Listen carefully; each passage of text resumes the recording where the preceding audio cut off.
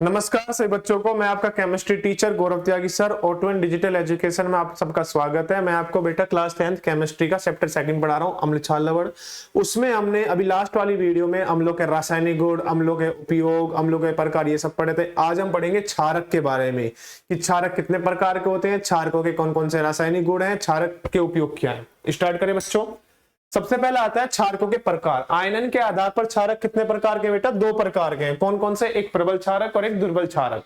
प्रबल क्षारक वही काम जैसे हमने प्रबल अम्ल में पढ़ा था। अम्ल क्या होता है? प्रबल अम्ल। प्रबल अम्ल होते थे कि भैया उसे पानी में गिरो और पूर्ण रूप से टूट जाए, पूर्ण रूप से अलग हो जाए, इसमें से H+ आयन।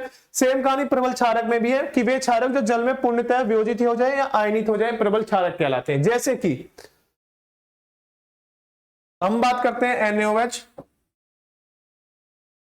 KOH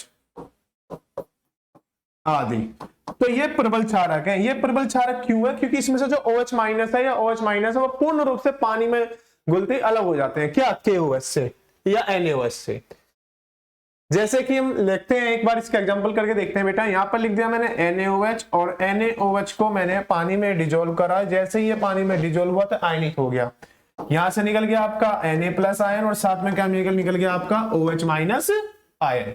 अच्छा, Na+ आयन को क्या कहेंगे? इसे कहेंगे सोडियम आयन, इसे कहेंगे हाइड्रोक्साइड आयन। क्या कहेंगे? Hydroxide ion.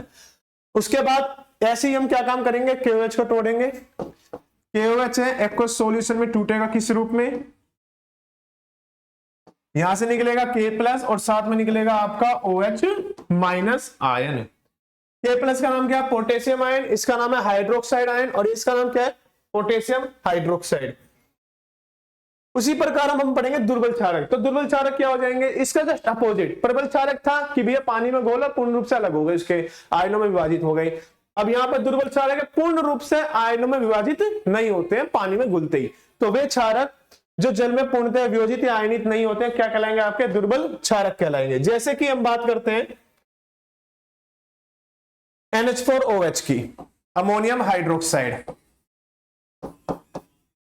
एल्यूमिनियम हाइड्रोक्साइड आदि।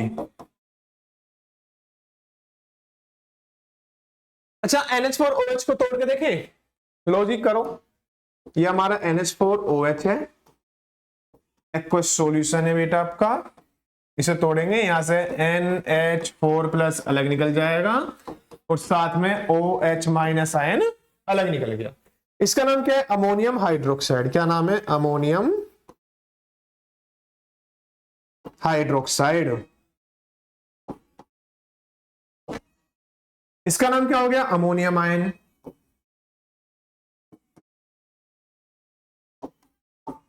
और इसका नाम क्या हो गया? Hydroxide ion. क्या नाम हो गया? Hydroxide ion. उसके बाद क्षारकों के रासायनिक गुण। क्षारकों के रासायनिक गुण, क्षारकों के रासायनिक गुण भी निम्नलिखित हैं। सबसे पहले हम पढ़ेंगे धातु के साथ क्रिया। किसके साथ क्रिया? धातु के साथ। तो भैया प्रबल क्षारक धातुओं के साथ क्रिया करके एक तो आपको हाइड्रोजन गैस उत्पन्न कराएंगे, साथ में क्या बनाएंगे? आपको लवण में दिखेंगे। ये देखो, हम एल्यूमिनियम ले लिया हमने धातु, क्षारक ले लिया हमने NaOH, इसमें थोड़ी सी मात्रा हमने H2O की मिला दी, तो यहां से हमारी एक तो हाइड्रोजन गैस निकल गई।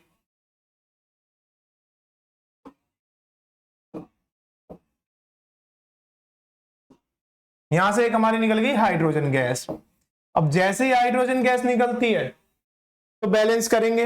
ये H2 है, यहां भी H2 है, ठीक है जी। अभी यहां वाले भी H है, तो साथ में एक हमें लवण भी निकालना है। लवण निकालो सबसे पहले। लवण निकलेगा आपका Na बचा हुआ है, Al है और O है, तो ये हो गया आपका NaAlO2। इसका नाम है सोडियम मेटा एल्यूमिनेट। क्या नाम है इसका? Sodium Meta aluminate. अब देखो ध्यान से, हाइड्रोजन 2 है, हाइड्रोजन 2 है, लेकिन हाइड्रोजन यहां पर भी तो है, तो 2 से गुणा यहां कर दो। जैसे ही 2 से गुणा कर दोगे, 2 ये हो गए, 2 ये हो गए, 4, तो यहां 2 से गुणा हो गई। देखना आगे अलग होंगे, पहले धीरे धीरे बैलेंस करते चले जाओ। 4 हाइड्रोजन हो गए। जैसे ही यहां पर हमने 2 से गुणा करी, 2 हाइड्रोजन, यहां पर Na कितने? 2, यहां Na कितने? 1, तो यहां 2 से गुणा कर दो। यहां भी 2 से गुणा हो गई। अब Al कितने हो गई? 2, Al 1 है, तो यहां 2 से गुणा कर दी। ऑक्सीजन काउंट करना जरा, 2 दूनी 4, 4 ऑक्सीजन। इधर इधर देखना, 2 ही तो ऑक्सीजन है, 1 ऑक्सीजन ये बचे हुए हैं। तो क्यों ना मैं यहां भी 2 से गुना कर दूं, तो 2 ऑक्सीजन ही हो गए, 2 ऑक्सीजन ही हो गए, कितने हो गए 4, और यहां कितने हैं 2 दूनी 4, पॉइंट क्लियर हो गया। लेकिन अब हाइड्रोजन चेक करो, हाइड्रोजन देखो 2 दूनी 4 और 2 6, और यहां कितने हैं सिर्फ 2, तो यहां कितने से गुना करेंगे हम, करनी पड़ेगी हमें, यहां गुना करेंगे अब हम 3 से। कोई दिक्कत? अब आगे समझो। उसके बाद बात आती है अधात्विक ऑक्साइड के साथ क्रिया। किसके साथ? अधात्विक ऑक्साइड। तो भैया क्षारक जब भी अधात्विक ऑक्साइड के साथ क्रिया करेगा तो क्या बनाएगा? तो लवण बनाएगा और साथ में आपको जल देगा। धात्विक ऑक्साइड होता है धातुओं पे ऑक्सीजन की परत चढ़ जाना, और अधात्विक ऑक्साइड अधातुओं पर ऑक्सीजन की परत चढ़ जाना। मान लो मैंने यहां पर क्षारक ले लिया आपका कैल्शियम हाइड्रोक्साइड, और अधात्विक ऑक्साइड ले लिया हमने यहां पर CO2। तो यहां से एक तो आपको जल मिलेगा जी, जल निकाल दिया H2O, और साथ में क्या मिलेगा आपको? लवण। कौन सा? कैल्शियम कार्बोनेट का CaCO3। बैलेंस करो, कैल्शियम एक, कार्बन एक, कार्बन एक, ऑक्सीजन 3 और 1 4। यहां ऑक्सीजन देखो 2 ये रहे, 2 ये रहे, 4 हो गए। हाइड्रोजन 2 है, यहां भी हाइड्रोजन 2 है। पॉइंट क्लियर हो गया? आगे पढ़ो बेटा। अब नाम पता है ना सबका, इसका नाम है कैल्शियम हाइड्रोक्साइड, लिख देते हैं कैल्शियम हाइड्रोक्साइड। इसका नाम है कार्बन डाइऑक्साइड, इसका नाम है वाटर जल, इसका नाम है कैल्शियम कार्बोनेट।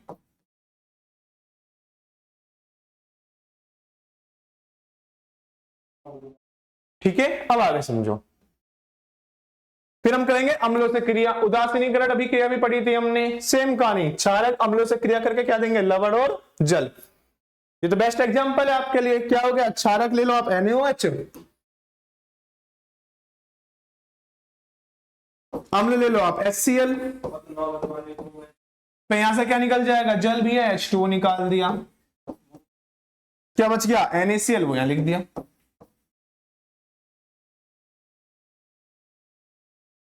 पॉइंट क्लियर हुआ? आगे समझो। फिर हम पढ़ते हैं उपयोग, क्षारकों के उपयोग। ये जो उपयोग है ना, इनमें से एक क्वेश्चन जरूर फंसता है 1 या 2 नंबर का, इसलिए ये याद करके आपको जाना ही पड़ेगा।